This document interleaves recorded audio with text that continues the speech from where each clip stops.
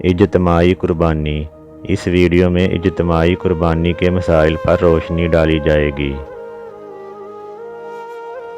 موجودہ دور میں اجتماعی قربانی کا رجحان عام ہو رہا ہے اور بہت سارے ادارے یہ خدمت سر انجام دے رہے ہیں۔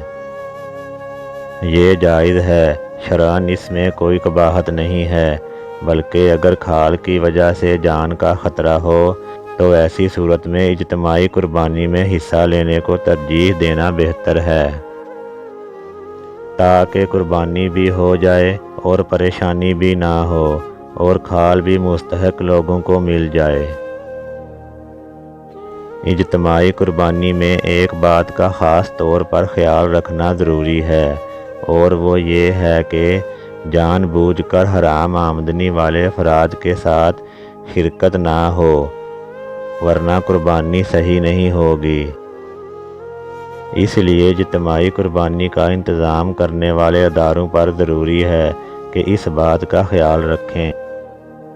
اس کی آسان صورت یہ ہے کہ جہاں حصوں کی بکنگ ہوتی ہے وہاں بڑے حروف میں یہ اعلان لکھ کر آویزاں کریں: حرام آمدنی والے، مثلاً سود، جوا، بینک انشورنس، ڈاکہ اور چوری کی رقم والے اجتماعی قربانی میں شرکت نہ کریں، ورنہ وہ خود ذمہ دار ہوں گے۔